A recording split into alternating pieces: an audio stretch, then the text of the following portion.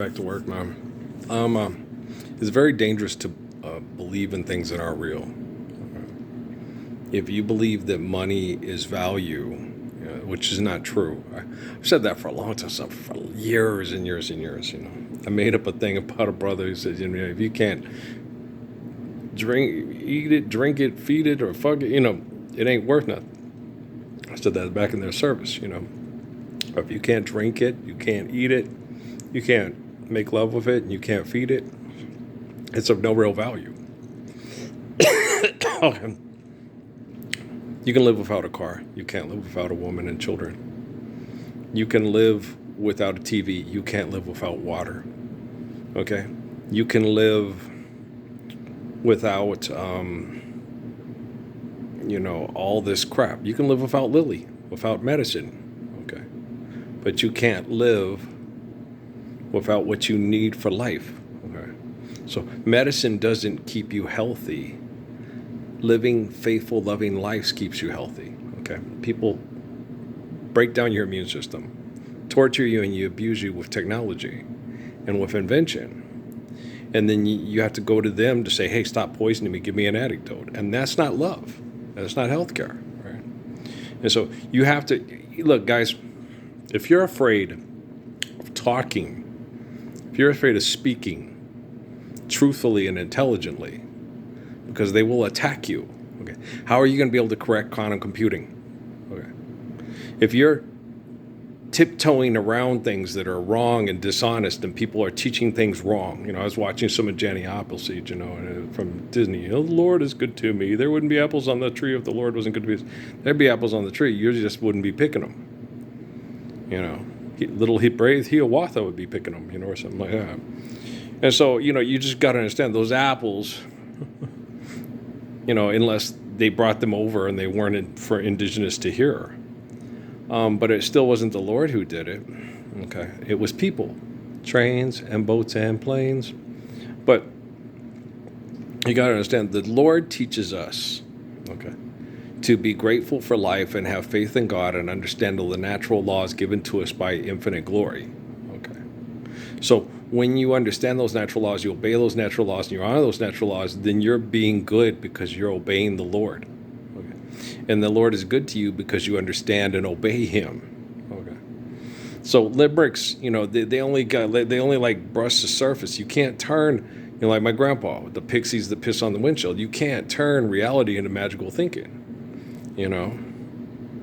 Damn Irishmen, they'll believe in the pixies that piss on the windshield for $3 there, and so it's wrong. Money's not real, okay? But water is, okay, and food is, and shelter is, and I watched this little couple build that home in Colorado, and you're like sitting there, I get it, and so, I don't know if they would have had the resources. What Dennis Weaver did is he built kind of similar house. He didn't put the windows on it though, but he put in the stuff to bring in all that heat in the wintertime. As far as cooling it, I don't know how they cool it. They didn't say. Okay. Because that's the area of Colorado. It gets warm. Adobe's, it's earth, and they get warm and stay warm in the wintertime, and not as probably hot as that thing. I don't know. I can't tell you. But they also get cool and stay cool in the summertime. Adobes are perfect. They're the best. Dennis Weaver did them with tires, recyclable tires, and dirt and adobe and stuff. He made a derby with recycled materials and stuff. He did a lot of really cool things. He was a good guy. That guy reminds me a lot of Dennis Weaver. And I was sitting there, the way he works on things, the way he does things, and he tries his best. And him and his wife, you're like sitting there, they're trying. The people don't know who I am, they're trying their best. The people know who I am, they ain't trying their best. They're just arrogant, pretentious, and full of shit.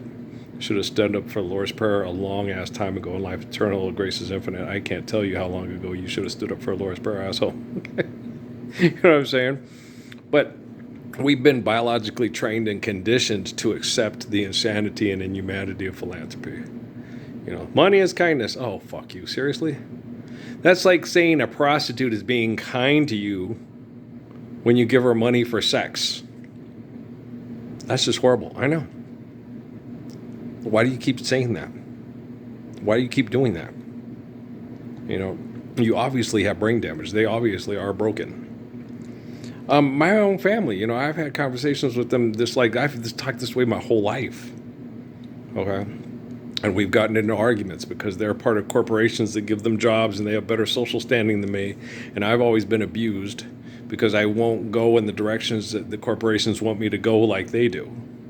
And so they always saw it as, well, Jesus loves me because you have money and a job with a corporation that mass murders people through bad science projects, right? And I reject those science projects. And then when it finally hit a, you know, I always tell people like this, you know who's acting like Job and Jonah and David and Jesus and Moses and Daniel and Joseph? It's me. And this time Rockefeller set up the conditions to video record it. Okay. And all the new money kids, you know, we already talked about this today, betrayed him. His own family was that way. You're a disgusting person, Dad. You're a disgusting person, Grandpa. All the horrible things you are a part of to keep us rich and powerful and famous. Well, I'm not going to be a disgusting person like you. Yeah, he showed them. Parsons will go through the worst, disgusting, manipulative, scientific pervert hell. Not give in to any of it. Okay. Correct it all in a human, forgiving, understanding manner. Okay. Will understand what happened to people, won't judge them, won't let himself be put up for judgment because he's a human being that's affectionate and loving and faithful and kind and just wanted to love and be loved in return. Just wanted, you know, healthy sexuality. But the corporations, you know, the liberals that are a bunch of angry homosexuals and the conservatives that are a bunch of angry, self-righteous, pompous hypocrites wouldn't let the man have the sex life that he wanted. And everything was always being fucked with by science committees and stuff. I never got to be with the people I wanted to be with. And they never got to be with me, you know. And it's really sad when you look at, and then the thing is it wouldn't have, you know, the two women that got me the best and that we would have been able to get along the best and protect each other the best because we were all very much alike. One was Mexican and one was Cuban, okay. There's a woman named Edna Gomez, and Amy's a Gomez, so they're cousins. Okay, a woman named Edna Gomez, and then a probably 37 times removed by the cousins, and then a woman named Miriam Delegro Montalvo. Okay, and we were very much alike. We had a lot of personality traits that were similar, and they got me, and I definitely got them, and that was the type of guy. Because Miriam, she's Parsons, I'm not macho, but I would stand up to people when they're wrong. And she'd always get, oh my gosh. It would scare her for me, like my mom. They're going to kill you. You can't get up and do that. They'll abuse you. They'll kill you. Right is right and wrong is wrong. And Edna was that way with me when she found out about how things went, and Miriam was that way with me. You couldn't help but adore me. It's like, oh my gosh. But it's scary to love a man like me. Because these assholes will kill him at any moment because they're jealous of him because he's so perfect, he's so righteous, he's so good, he's so strong, he's so kind, he's so protecting. So it's terrifying for a woman to love somebody that strong and that beautiful when the bitches will kill him at any time and then try to turn his story into, the Lord is good to me, Johnny Appleseed, Paul Bunyan, John Henry, and Pecos Bill, or son of a bitch. Here we go again. And people don't realize it. I realized that when I was young in the Mormon church. Okay, the stories were Pecos Bill, and because I watched Disney, and we watched The Wonderful World of Disney, and I would sit and watch it, and then they'd tell the stories about Jesus, and I would go, okay, Paul Bunyan, Johnny Appleseed, you know, and I would say, okay, these stories, you know, there's reality in them. But they've been changed to, the Pixies are peeing on the wristfield. We need more money until Jesus can come down from the sky. And they've been doing this for how long? How long? Okay. You know that's the guy from the Mike and the Mechanics and the Living and the Living Years and the Living, which is wish I would have told him in the Living Years. And he's talking about his bass player leaving the band. I had to go watch the thing on that. Get out of here. He's talking about the bass player. So it's not about a woman and a man. It's about two dudes. Having a really, you're friends with the fancy persuasion, won't admit that it's part of the scheme. But I can't help but find my suspicion that I ain't quite as dumb as I seem. Oh, you said we was never intended on break up a scene this way. But there ain't any use in pretending. It could happen to us any day. It sure makes for a lot of us going, wow, no, the chicks do this all the time with other girls. You know, come on, it's girls' night. Oh, he's such a prude. He's so controlling. It's like, no, you made a promise. Okay? And when someone tempted you, you were so inclined, and I'll bet love and honor never crossed your mind. With my second wife, it wasn't even, she was so screwed up by, the military and Howard Stern and Two Live Crew and NWA and all those other derelicts. She's always telling me, you better quit hanging with those derelicts. She's right. Listen to the girl. She's right. Okay. I'm just kidding. No, I don't think Guru was not like that. No. Guru was the exact opposite of Luther Campbell and NWA. Okay.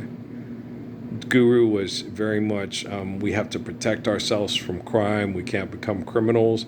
I know it's hard. I know we got to survive. And sometimes you got to do things that might be just illegal just to pay your bills to afford to live in hell. But then you got to try to rise above that and get people to understand that we don't need to be turned into criminals by their unjust system and their abuse. Yeah, he was raised Muslim, and it was, he had a lot of Muslim teachings, and he was raised to appreciate Malcolm X. And I think a lot of people that were raised to appreciate Malcolm X saw the hypocrisy in Elijah Muhammad and Herbert Muhammad and really looked at Islam in a different way and tried to get to the real meaning of Islam and the real truth of Islam. So they used prayer a lot more than they did use from the books. And that works. Because I've had discussions, not only a few of Muhammad Ali, I had a lot with Malcolm X, and some with Keith. Keith was very busy. He was rapping girls, this and that and that. Malcolm went on the Hajj and prayed to the 13th, 22nd Redeemer a lot for a long time, and we had a whole semester where we talked every day in prayer. Yeah, I would, when Patrick wasn't home, and me and Malik would sit and talk. And it was funny because by the end of the thing, he thought he was going to convert me to Muslim. I said, I'm not going to convert to secular Islam. From what the men do with it, it works really good for men, but not good for women. So I'm not going to abuse women and say that women are subservient to men. Okay, I understand Muhammad, I love Muhammad, and I will do everything I can to show that he is like Christ, but I'm not going to join a secular group that abuses women because men are the head of the household and all that bullshit. Like I used to tell my family here, I was like, what do you mean the man's the head of the, what if the man's an idiot? And the woman's not? Does that mean the whole family has to be idiots just by default because the man's the head of the household? Don't do that. Okay. If a man's the head of the household, he needs to be humble enough to understand when his wife is right and listen to her. Okay, that's dignity and respect and loving and empathy. Okay, guys? I love you. Maybe we'll talk later tonight. Maybe we will. Maybe we won't. I don't know. I'm going to go soak in the tub. And shave up. I got lots of mosquito bites on my legs. I got to kind of let soak in the salt. All right, peace.